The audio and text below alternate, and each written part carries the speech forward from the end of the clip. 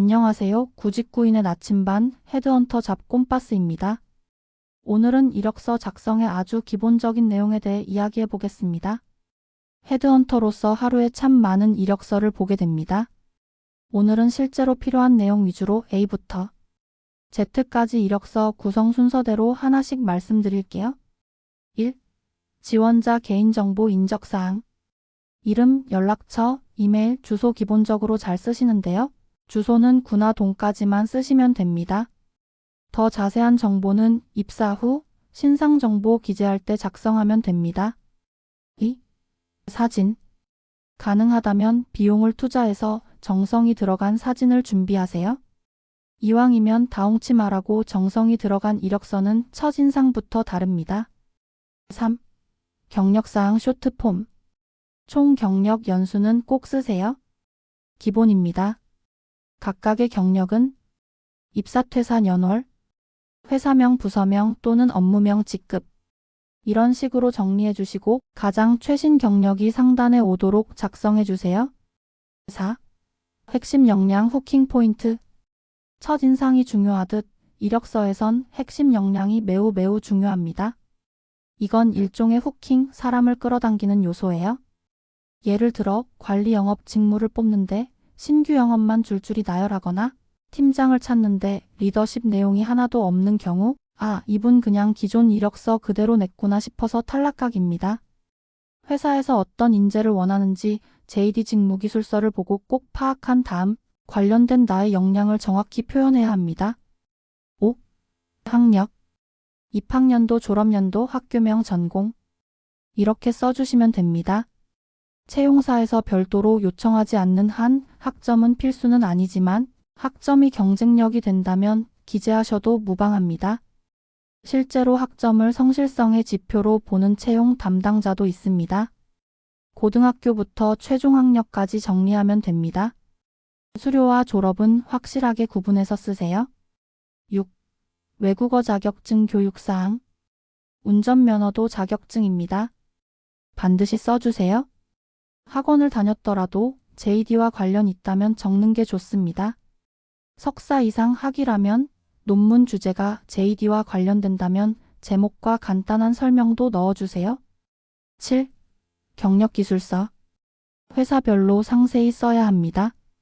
입사 퇴사 날짜, 회사명과 회사 관련 간단한 소개, 담당 업무 메일 업무, 상세한 업무 내용. 어떻게 써야 할지 모르겠다면 내 후임자에게 인수인계서를 쓴다는 마음으로 작성해 보세요. 경력기술서는 자세할수록 좋습니다. 너무 짧아서 떨어지는 경우는 많으나 너무 길다고 떨어지는 경우는 별로 없습니다. 다만 직관적으로 이해하기 좋게 너무 서술식은 피하세요. 그리고 이직퇴사 사유도 작성하되 한두 줄 정도로 쓰세요. 연봉 문제, 복지 불만, 인간관계 스트레스 등의 내용은 피하세요. 감정 섞인 표현은 절대 금물입니다. 1년 경력을 2페이지 넘게 쓰는 분도 있고 10년 경력을 5줄, 6줄로 적는 분도 있습니다. 이력서는 프리인터뷰입니다. 면접 가서 설명하겠다는 생각은 위험합니다. 8. 자기소개서. 경력자의 경우 성장기, 성격, 장단점 등은 쓰지 않아도 좋습니다. 꼭 써야 한다면 3-4줄 이내로 간단하게, 단점은 누가 봐도 장점처럼 들리는 내용으로 포장하세요. 자기소개서는 경력기술서에서 다 표현하지 못한 나의 장점이나 강조하고 싶은 부분을 더 풀어쓰는 공간입니다. 그리고 나의 지원 의지, 입사에 대한 간절함, 어려운 상황에서의 성공 경험, 조직에 어떤 기여를 할 수 있는지, 협업 가능한 사람이라는 점, 이런 부분을 진정성 있게 어필하셔야 합니다. 회사 입장에서 필요한 건 키맨 한두 명과 오래 함께할 성실한 인원들입니다. 9. 희망 연봉. 이직 사유에 따라 달라집니다. 15% 이상 인상을 희망하신다면 경력 내용을 쓸 때 더 신경 써서 써야 합니다. 내가 연봉을 더 많이 인상해서 입사해야 하는 이유를 잘 설명해야 합니다. 입사 후 눈에 띄는 연봉이면 상사의 관심도 올라갑니다. 단, 기대만큼 못하면 조기 퇴사 가능성도 생깁니다.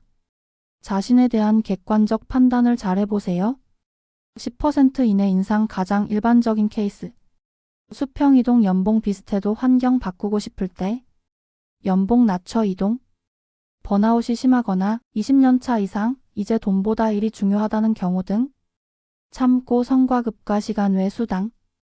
해외 주재비는 기본 연봉이 아닙니다. 별도로 기재하세요. 고정 성과급이 아닌 경우 기본급으로 인정되지 않습니다. 10. 기타 팁.